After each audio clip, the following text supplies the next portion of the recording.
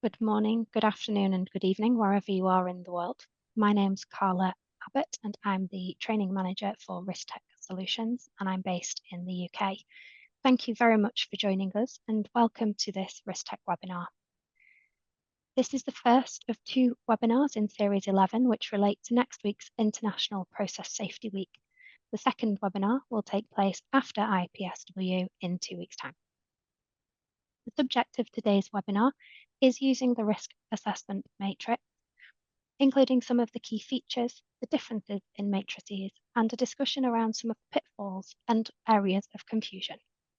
I hope we can provide some useful and practical insights for you. The webinar today will last approximately 30 minutes, with 20 minutes for the presentation, followed by 10 minutes Q&A. We've muted everybody so that the sound won't be distorted by any background noise. So if you'd like to ask any questions, and we encourage you to do so, please use the Q&A function, which should be in the Zoom toolbar at the bottom of your screen. I'll keep track of the questions throughout the webinar and we'll aim to cover as many of them as possible at the end of the session within the time we have available. In case you're not already familiar with Risk Tech, I'll provide a brief introduction. We're a specialist provider in risk and safety management for industries where the impact of loss is high. Our services include consulting, training, resourcing, inspection, and R&D. Finally, from me, I'd like to introduce today's presenter, David McDade. Dave is a risk and safety management consultant based in our Glasgow office, having previously been based in our Warrington and Dubai offices. He has over 18 years' experience in risk and safety management and technical safety across a range of high hazard industries, including oil and gas, clean energy, and civil nuclear. Dave's key experience includes leading hazard identification and bow tie workshops and production of safety cases. Dave also helps to maintain, develop, deliver, and moderate our training courses, including some of the modules on our MSc programme, which we deliver in partnership with Liverpool John Moores University. Now I'll hand you over to Dave. Thanks, Carla. Hi, everyone. Good morning, good afternoon, good evening, as Carla says, wherever you are in the world. Thanks so much for taking some time out your busy day to come along today to listen to my presentation and then hopefully have some interesting discussion at the end. So I'd like to start with a quote from The Matrix, the film. So as Morpheus says, the Matrix is everywhere, it's all around us. So for today's benefits, what I would like to do is reword it to say the risk assessment matrix can be used everywhere for hazards all around us. So what do I mean by that? Well, here's a picture of a natural gas processing facility in a very idyllic setting, I must say. And if we have a look around the picture, we can see that multiple hazards could be assessed using a risk assessment matrix. So we have process safety hazards and risks associated with the plant itself. We've got hazards and risks associated with the office. We've got electrical hazards associated with the grid. We've got hazards associated with the public and pedestrians and the associated housing. We've got transport, logistics hazards. We've got environmental hazards, external hazards from the landscape. And also we have things like hazards from working at height at the flare. So with so many different types of hazards, different jobs to be completed, and then the differing overall risk levels, we need to ensure that when we're using a risk assessment matrix, that the versatility is a strength and not a weakness, and we need to understand the context in which we're using it. So to make sure we can try and achieve that, I'd like to talk about some of the issues around using the risk assessment matrix today. And how can we ensure that we're using it consistently and correctly? And how can we avoid some of the potential pitfalls? So what does that look like in terms of an agenda? So we're going to start by talking about what is the RAM? What can it look like? We're going to talk about using the RAM, some of the variables and some of the risk levels. We're going to talk a bit about unmitigated and mitigated risks, which is something that frequently comes up as an issue when using the risk assessment matrix.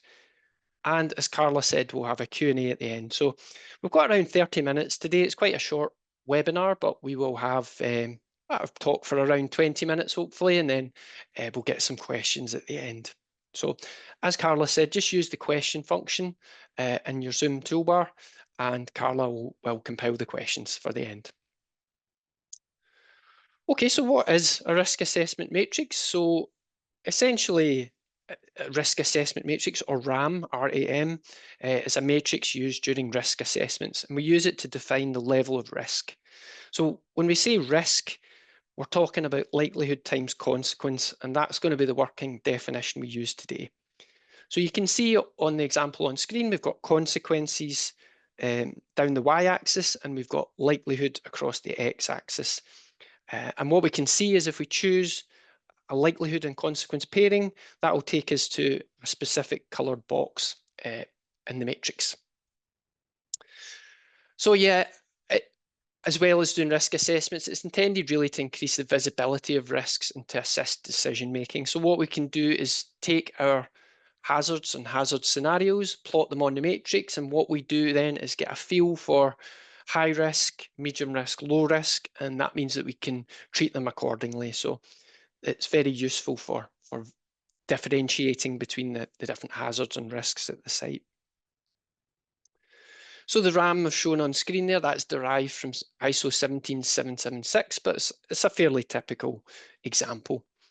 So also just like to mention, you might see the terms probability or frequency used instead of likelihood, and that's something that I'm going to come back to in the presentation.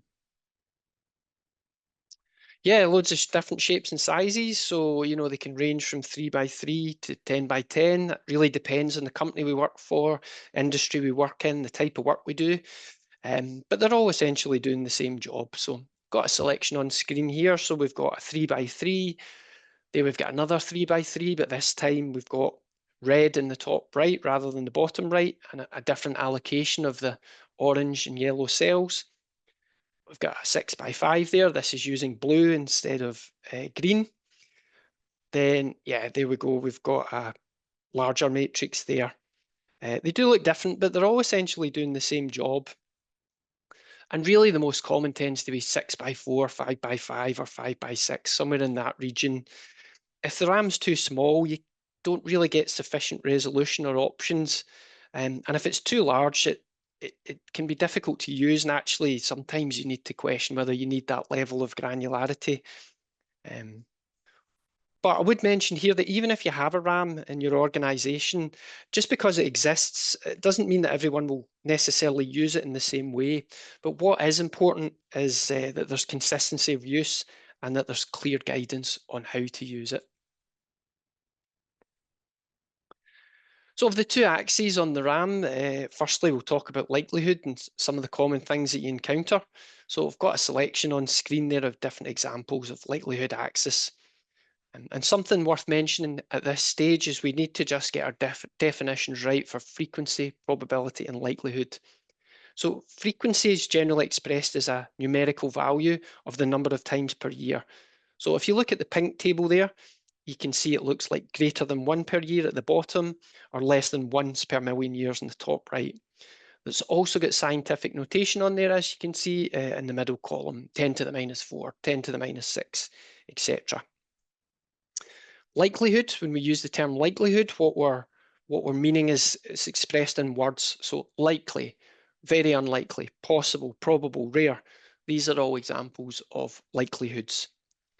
Now, probability is not commonly encountered in risk assessment matrices, but just for completeness, this is a value between 0 and 1. So a good example of that is a toss of a coin. So what we could say is the probability of heads is 0.5. The probability cannot be more than 1, and it cannot be less than 0, unless it's impossible, in which case it's 0.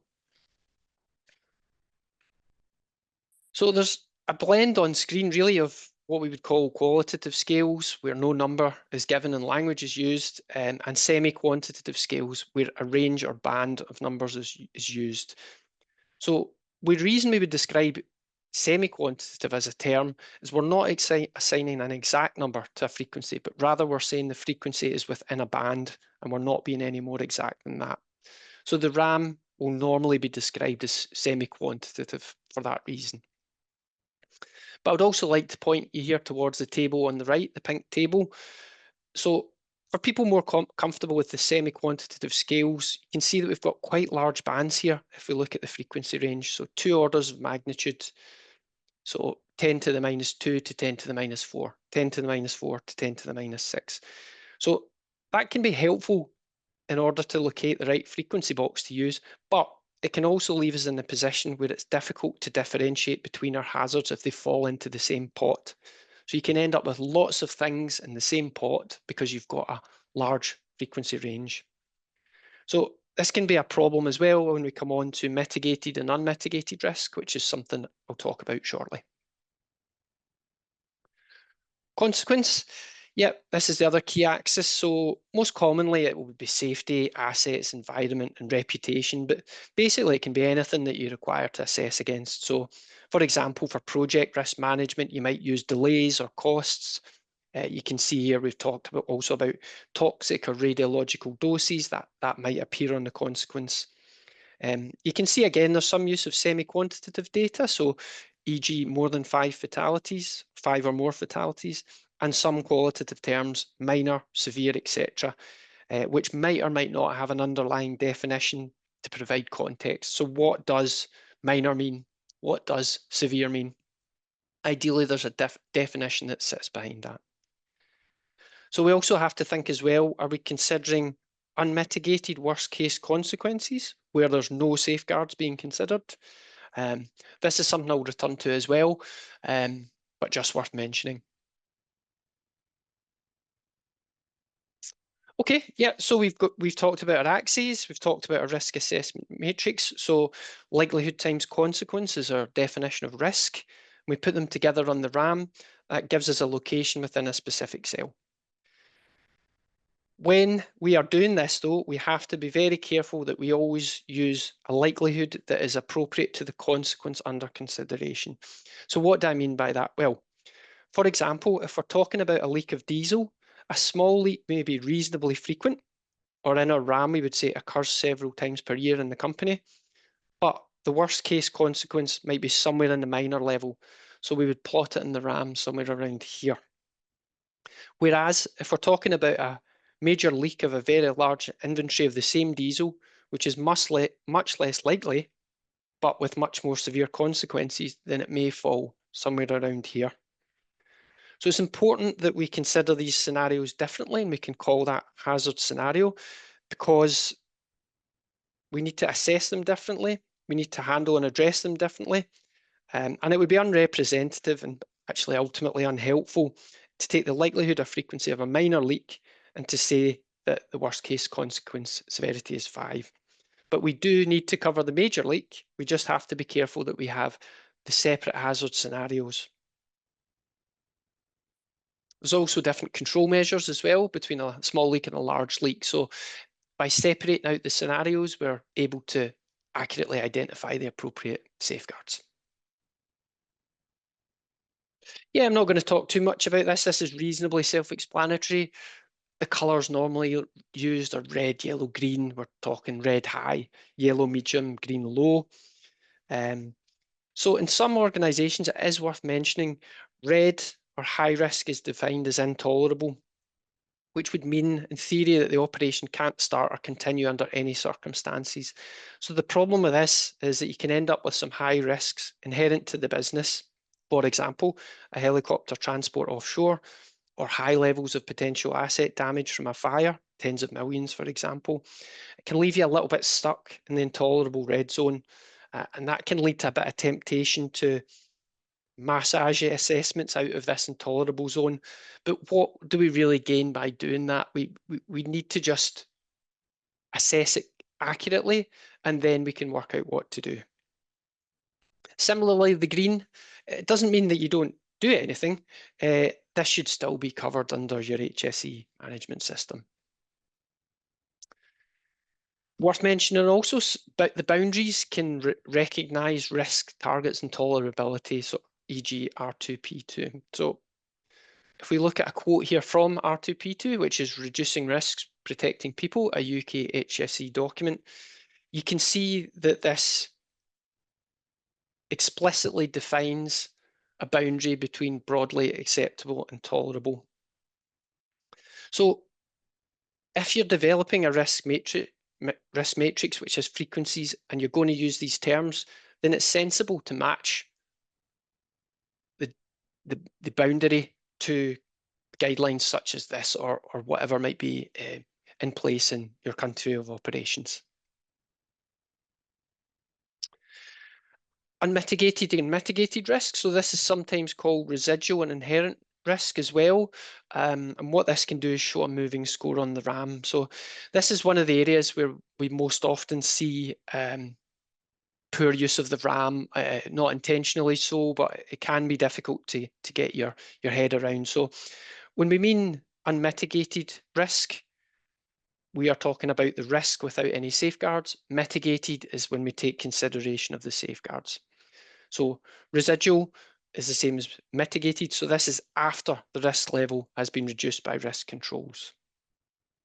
So I've got a very crude RAM on screen here, and you can see that we use frequency instead of likelihood, just to illustrate my point. So if we defined unmitigated risk and it put us here on the risk assessment matrix, and then we reassess our hazard scenario when we take full consideration of all the preventative measures, which reduce the likelihood, and our mitigation measures, which would reduce the consequence, we can see that we can, excuse me, move the position on the risk assessment matrix. Now, so far so good, but it can be difficult to define what we mean by unmitigated risk. So if to determine unmitigated risk, we are asking ourselves, if nothing works, how bad can it be? What do we mean by that? So you might argue that the unmitigated risk of driving a car should consider a car with no mechanical integrity on unmade roads. But is that realistic? But then if we do allow for a roadworthy car on a motorway or freeway and we consider that unmitigated, why then can we start to say that seatbelts and airbags count towards mitigation? So as ever, the solution really is just to carefully define what we mean by unmitigated and to carefully stick to our own rule set to ensure consistency. So it can be tricky, but we just have to be sure that it's very clear when we're presenting mitigated or unmitigated risk what this means. Worth mentioning too really is that when we're using frequency, it's a lot easier to do this process of considering mitigated and unmitigated. So for example, if we were in a HAZOP, or anyone familiar with a HAZOP workshop, and we talk about a component with a known reliability, or PFD, which is probability of failure of demand, and we know the frequency of the initiating event, we can use it to inform the frequency calculations. So if we know that adding a particular component reduces the likelihood, why not take credit for it? And this is something that people familiar with HAZOPs will maybe have come across. So, however, if we don't have a frequency scale on our risk assessment matrix, we don't know the reliability of any systems we are claiming as mitigation, how confident can we be about changing the likelihood from very likely to unlikely? How could we justify that? And how do we avoid underreporting our risk levels?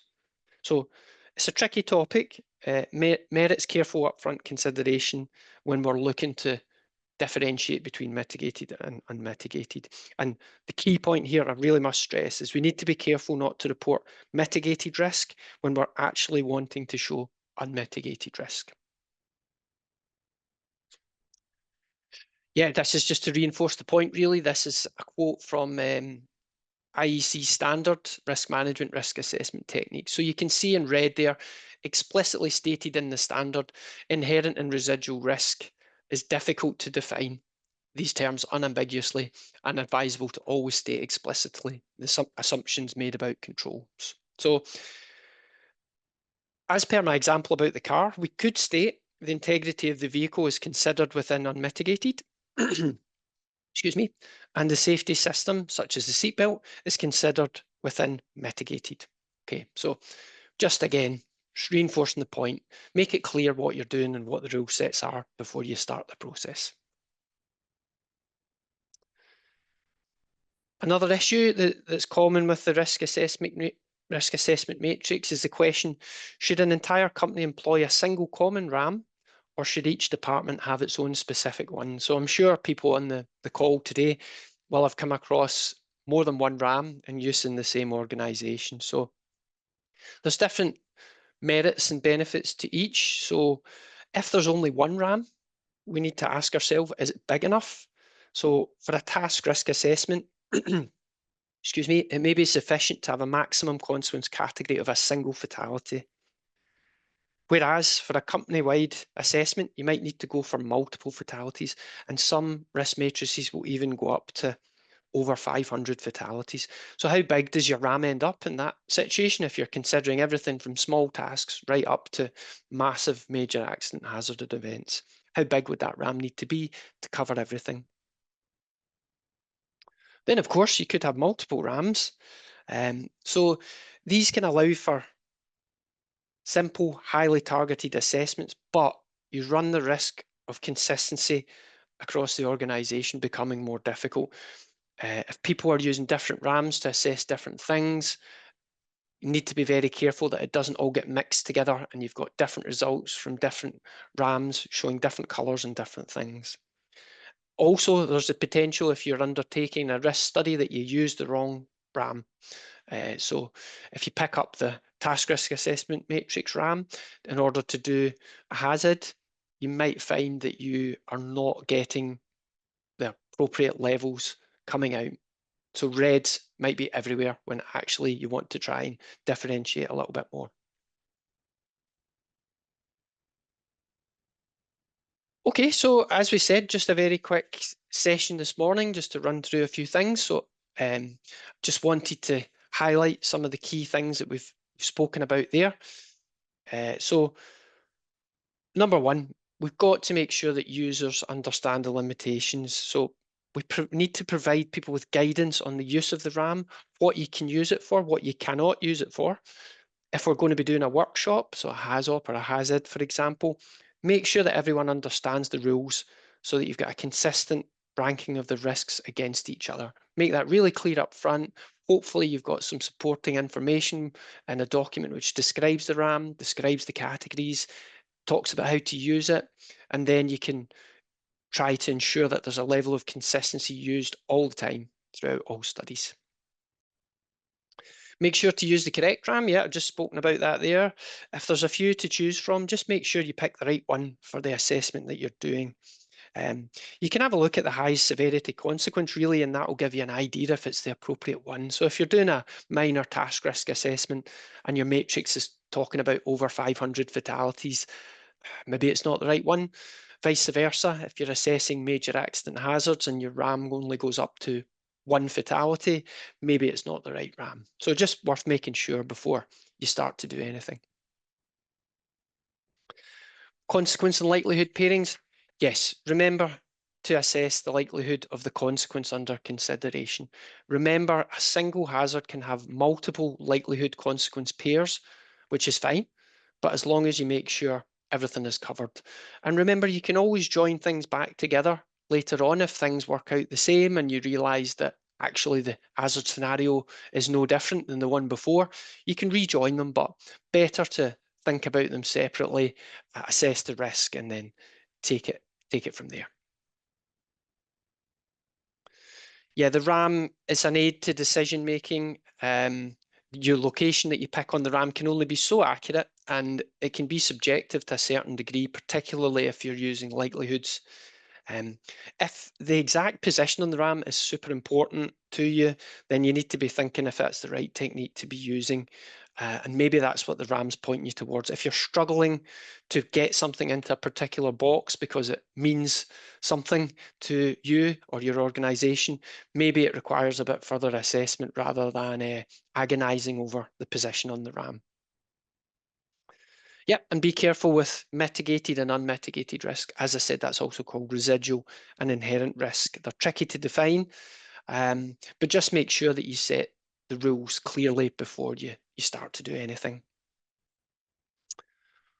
Okay, so I'd really like to thank you all for your time. Thanks for coming along. I'd like to hand you over to Carla now and see if we've got any questions. Excellent, thanks, Dave. We've just got a couple of questions this morning. So the first one is in two parts. Have you ever seen the incorrect RAM used? And the second part of that question is, what were the problems caused? Yes, we actually did have a good example of this when I was involved in a hazard identification workshop, and we were looking to identify the major accident hazards. And what we ended up with being given was the task risk assessment matrix RAM. So the problem with this was the highest severity available to us on the RAM was a single fatality. So as we were going through the hazard worksheet, what we were finding was lots and lots and lots of things were coming out in the red zone. Um, because you can think about, if somebody falls off a ladder, for example, that's a single fatality, which is not the same as if you lose a whole facility and there's loss of life in the tens or hundreds. But with the incorrect RAM being given to us, what we were finding that falling off a ladder was showing it as the same RAM score as, these massive, massive events. So we had to try and work with that to a certain degree, but the advice was, yeah, we need a different RAM here. We need one that's appropriate for using in major accident hazards. Thanks, Dave. I think we've got time for just one more question. Is it better to have frequency or likelihood on the RAM? Ah, yes, it's a good question, actually. Yeah, it really, really depends what you're doing. So I talk frequently about hazards, so hazard identification. So this is something that I'm involved in quite a lot. And this is taking a list of guide words, identifying if it's there at the facility, and then looking at the consequences of the different hazard scenarios. For example, a release of something. Now, in that environment, it's fine to not have frequency. In fact, it arguably is beneficial because all you're trying to do is work out from the experience in the room, is this likely, unlikely? Has it happened in the industry? Have you heard of it in the company? And when you're doing a study like that, actually frequencies are quite difficult. If you said to somebody, would this happen once every 10,000 years or would it happen once every 100,000 years? It's difficult to use that sensibly in a workshop at that stage. However, if you're in a HAZOP and you're perhaps got half an eye on SIL, for example, you're wanting to look at frequencies, you're wanting to be able to do calculations later down the line, it might be very useful that you have frequency bands on your RAM. So people in there might be aware. Ideally, they would have a list of different safeguard measures and what that means in terms of PFDs and frequencies. And then you're building a situation where you're looking towards SIL and you'll have useful inputs into your SIL. So I think the answer, Carla, really is it's horses for courses. It depends what you're doing, but ideally you have the right tools available depending on the study you're doing. Thanks, Dave. We have just got an extra question, so hopefully we can make time for it. How would you classify a toxic chemical in a bulk storage in good integrity tank as a mitigated or unmitigated risk? Yeah, so I think, you can define your rule set, but I think what you would, it might be completely reasonable to consider that you have a tank. The tank is made of appropriate materials, and therefore, it's not just going to collapse.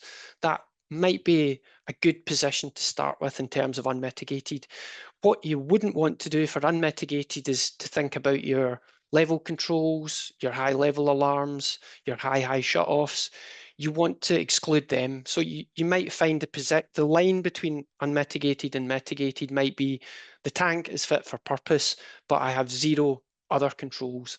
And then what you can start to do is, right, I've got my high level, let's take credit for that. I've got my high level, which prompts an operator action, let's take credit for that.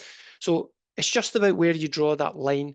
It doesn't mean you don't worry about the integrity of the tank, but it might not be helpful to consider that it was made of something completely inappropriate as your start point. But again, really just stress, define your rules at the start and make sure you draw your line between unmitigated and mitigated at a position that everyone understands.